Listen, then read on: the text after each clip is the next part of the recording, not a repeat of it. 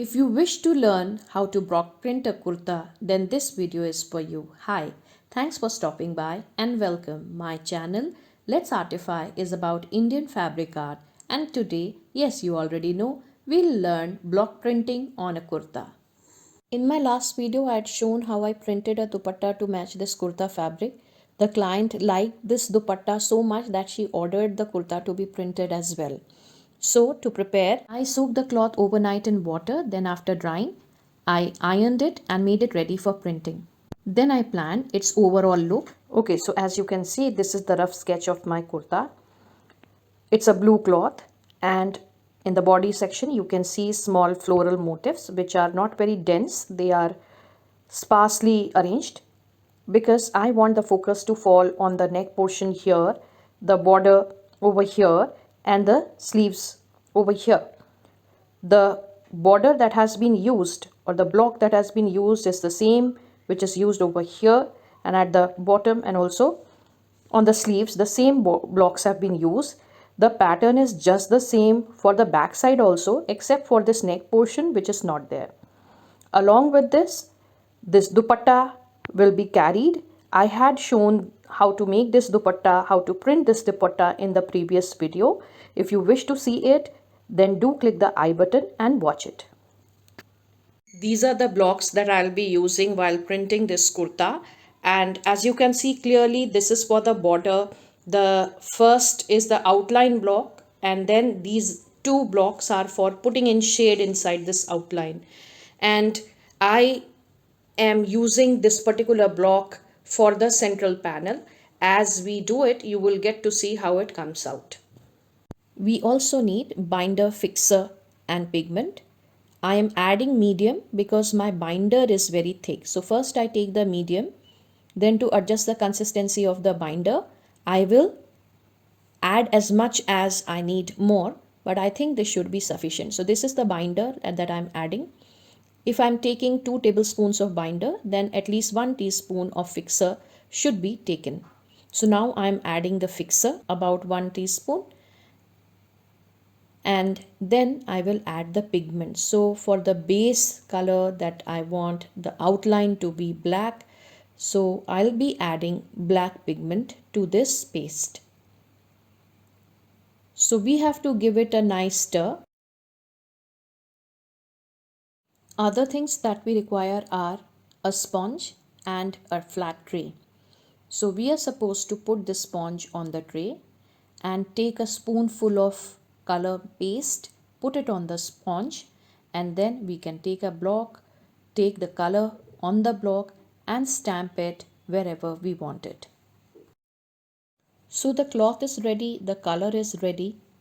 It is the time for measurement. At the base, we have to leave 3 inches line. It would be better if we first understand it on a piece of paper. The length of my kurta is 40 inches and I will add 4 inches to it, so it becomes 44. So suppose this is the front that I'm making. This width should be 30 inches and this length will be 44 inches. 1 inch we are going to leave over here for sewing allowance, and 3 inches we will be leaving here for folding of the kurta at the bottom. This is 3 inches. The same thing we will repeat for the back side over here. My cloth piece is 2.5 meter by 44 inches. Now suppose front and back sides are made. This panel is left for the sleeves. So I can make a border over here for the sleeves, or I can also print bootas. So whatever is my desire, I can do it on this portion. So this is 30 inches and this is 14 inches. This panel is for the sleeves. This is front and this is back. I have started printing with navy blue color. I have printed the border at the base of the kurta first. I'm using a geometrical block single shade first. On top of this, I will add the second border. The outline will be made with black, and then I will fill in the colors like navy blue and white inside with separate blocks.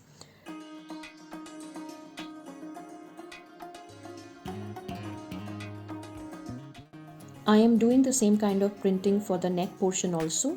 I wanted a sharp triangular pattern towards the end in the neck design, and for that we have to do this. Just keep two papers like that and create a perfect triangular shape, and you place your cone. So wherever the paper is there, the design will not be printed and we get a proper triangular shape. Within the outline, now I fill the second color with the help of my block. The third color will be white, but I tried using the block printing colors. The cloth was actually soaking the color so much that it did not appear white, pure white. So to increase the brightness, I used fabric paint, and for that reason I am using brush instead of my blocks.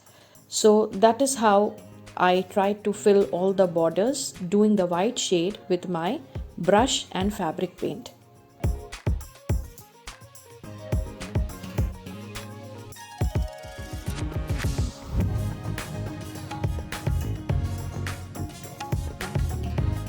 I have painted the borders and the neck portion. Now I am printing the body of the kurta with this beautiful floral jal. As you can see, I am using my brush and fabric paint instead of blocks to fill in the color, because I don't want the dense pattern to appear on the body of the kurta. Let me explain it. I will be using this particular block for printing my body portion of the kurta. So now as you can see, this is just the outline. Let me focus. Okay, so this is just the outline block. I am not using the other pieces of the set to fill in the colors, because otherwise what will happen, as you can see, the flowers are very close to each other, and when I fill colors in each one of them, it would look very dense and overcrowded, which I don't want. I want some of the flowers to have colors while others should be just having the outline. Now this will help me to focus on the neck portion and the border more. Border at the base of the kurta more.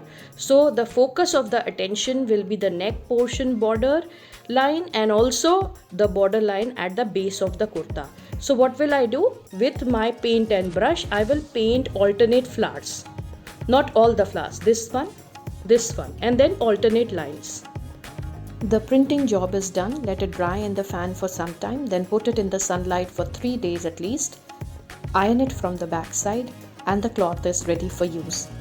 I hope you liked the presentation, and if you did, do like, share, comment and subscribe to show your motivation, and thank you for your time.